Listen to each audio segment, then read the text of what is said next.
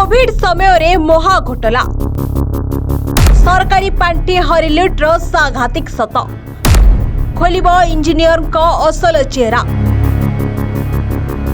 Vigilance special court को बड़ निर्देश नूतन बीएनएसएस आईन रे रुजु हेबो एफआईआर। राजधानी भुवनेश्वर आसी एक सांघातिक खबर जेतेबेले सारा ओडिशा कोरोना महामारी भय घर भितर बंद रही जीवन बचाइबा पई संघर्ष करुथिला सेतेबेले सरकारी बाबू माने करुथिले कोटी कोटी टंकार हेरफेर। रूरल वर्क्स डिविजन भुवनेश्वर 5 जन वरिष्ठ अधिकारी कड़ा कारनामा एवं पदारे पड़ी। अभियुक्तों तालिकार अछंती बड़ बड़ मुंड executive engineer Nilamadhab Sahu, Debashish Padhi, SK Mishra, superintending engineer Ashok Kumar Behera एवं सीनियर डिविजनल अकाउंट्स ऑफिसर सुनाकर बेहरा।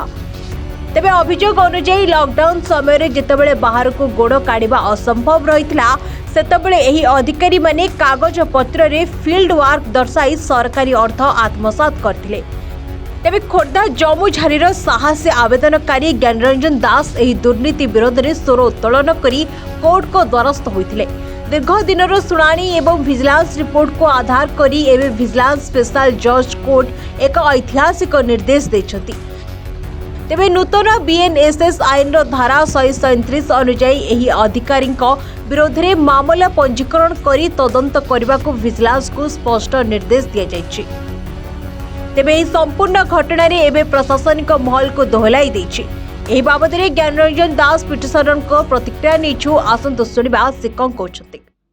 मोर मो गाँ होची Bhubaneswar rural work division Bhubaneswar under रे मो गाँटा माने रोड बेस रे मु कहूची आम गाँ रोडटा से आरडब्ल्यूडी भुवनेश्वर बेसरा तो मु गोटे आरटीआर तथ्य पाइली आम गाँ रोडटा काम होता आम तथ्य पाइली जे से माने केमती केथर काम कर देखिली 8-9 थर कि 10 थर से काम कर किंतु आम तो गाँ लोक आम केवे काम कर देखिली कि आम जाना पाइलु केवल कागज पत्र भी काम होती तो से गोटे थिला गोटे पॉइंट 2020 टू 22 भी से भीतर भी काम होती देखला आम कहलु अरे एथर तो लॉकडाउन थिला केमती कोन काम होला तो टे डाउट आसला से आम पचारू आरटीआर पचारू केमती आपन ए 2020 टू 22 तो कौन कौन काम होती एम आर कहले आम 19 कोटी 600 लाख समथिंग केते टका अछि आम काम करथिलु तो आम ए भीतर एति काम करिछि किंतु से भीतर लॉकडाउन थिला पुनी एठी आउ गोटे जिनस कॉन्ट्राडिक्शन होती कोन जो हमर सेंट्रल गवर्नमेंट जो ऑफिस अछि अकाउंटेंट जनरल ऑफिस जे कि फंड रिलीज करे साधारणतः सीए कहला जे आम 78 कोटी टका देइछु 78 कोटी टका रूरल वर्क डिविजन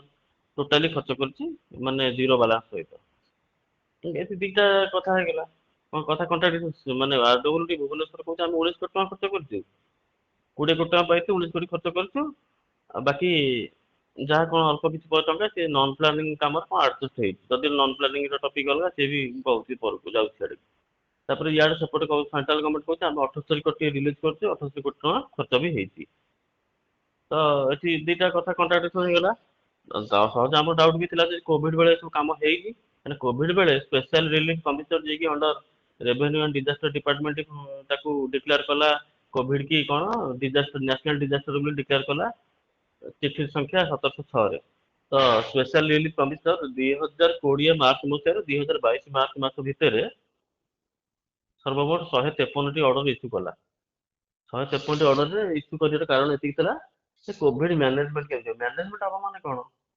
कोविड के आम जब लॉकडाउन फेस करते सब लॉकडाउन मोटामोटी लॉकडाउन के सुचारू रूपे पालन हम से कौन कम को टोटाली प्रोहिबिटेड कर अत्यंत एसेंशियल सर्विस जमी पुलिस मिलिट्री एम तो बंद हो पारे ना मेडिकल सब बंद हो पारे फायर तो एम को किसी डिपार्टमेंट को छाड़ी बाकी सब चली माने बाकी सब बंद थी मैंने एसेंशियल ये आरडी डिपार्टमेंट से बेले कौन कर 20 टू 22 मसीहा भितर देखते आम 20 कोटी टका पाई डिपार्टमेंट डिविजन डिपार्टमेंट कौन तो मुझे जीवी सियाड़े डिविजन ऑफिस भुवनेश्वर कहते आम 20 कोटी टका एमती कम कर 19 कोटी टका पाई 19 कोटी टका 19 कोटी 600 लाख टका कम कर बाकी पैसा आम नॉन प्लानिंग हेड रे आम एडजस्ट कर देछि बाकी टका बाकी सेंट्रल गवर्नमेंट को आम 78 कोटी टका देछु 70 कोटी टका आम खर्च भी करछि तो एठी ये गोटे पार्ट गला ये कॉन्ट्राडिक्शन होला तो मु तांको मागी थिलि बिल आपन जो खर्च कर तार डिटेल्स डिटेल्स ये प्रोक्योरमेंट गुरा मते देथिले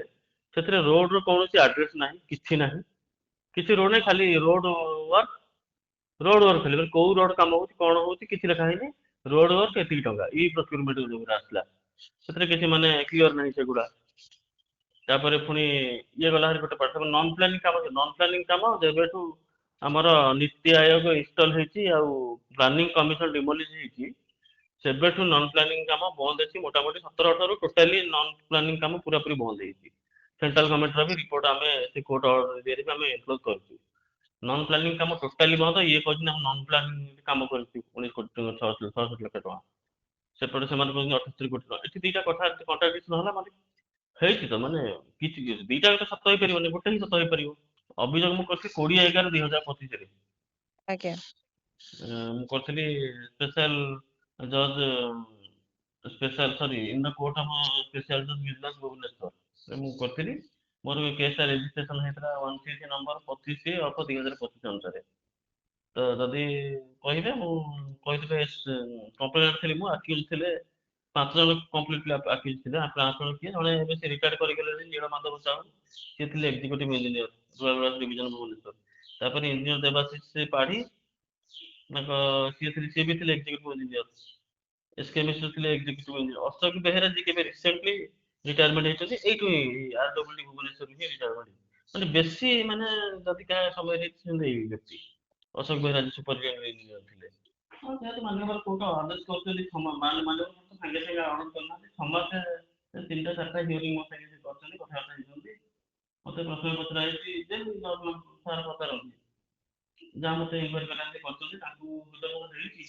ତାପରେ ମୁଁ ଲାଷ୍ଟ ପିଟିସନଟା ଯେତେବେଳେ ମୁଁ ଦେଲି ଆଉ ଗୋଟେ ଜିନିଷ ହସ୍ତଗତ ହେଲା ଲାଷ୍ଟ ପିଟିସନ 13/5/2024 ଗୋଟେ ପିଟିସନ ମୁଁ ଦେଲି। ସେ ପିଟିସନଟା ମାନେ ମୋର ମାନେ ଏଇଟା ତଦନ୍ତ ହବ ବୋଲି ପୁରା ଷ୍ଟ୍ରଙ୍ଗ କରିଥିଲା। ସେଇଠୁ ଏସପି ଭିଜିଲାନ୍ସକୁ ଆମର ଭୁବନେଶ୍ୱରକୁ ମାନ୍ୟବର କୋର୍ଟ ନିର୍ଦ୍ଦେଶ କଲେ କି ତମେ ଏଫଆଇଆର ରେଜିଷ୍ଟର କରି ବିଏନଏସଏସ ର ଧାରା 163 ଅନୁସାରେ registering the same as FIR and for investigation of the matter and to submit report after completion of the investigation. Put upon 30/6/2026 ଏଇଟା ସେ ତାଙ୍କ ଦାଖଲ କଲେ 30/6/2026 କାଲି ଗଲା କିଛି ଦାଖଲ କରିନାହାନ୍ତି। ମୁଁ ଯେତିକି ଖବର ପାଇଛି ଦାଖଲ କରିନାହାନ୍ତି। ବାକି ଇନକ୍ୱାରି କରିକି ଦାଖଲ କରିକି ଏଫଆଇଆର ରେଜିଷ୍ଟର କରିଥିବେ। ମୁଁ ଏବେ ଏଫଆଇଆର ଟା ଏବେ ପଚାରିଛି ତାଙ୍କୁ ସେ ପଠେଇବେ। ଅଛି ନାଇଁ ହେଇପାରିବ ମତେ ଯେହେତୁ ମାନ୍ୟବର ଜଜ୍ କରିଛନ୍ତି ଯଦି ସେ ଇନକ୍ୱାରି ବି ଠିକ ନ କରନ୍ତି ଆମର ଲରେ ପ୍ରାବଧାନ ଅଛି ଆମେ ସେ ଇନକ୍ୱାରି କି ଚ୍ୟାଲେଞ୍ଜ କରିବୁ। କିଛି ସେଥିରେ ସୁବିଧା ନାହିଁ। ଆଜ୍ଞା ଆଜ୍ଞା ଧନ୍ୟବାଦ ସାର୍। ହେଇଗଲା sir thank you. ICC number 25/2025 मामलें कोर्ट एही फर्जी फील्ड वर्क अभियोग को अत्यंत गंभीरतार सह नहीं। तेबे तदंतर अंतिम रिपोर्ट दाखल पाई समय मध्य सीमित रही।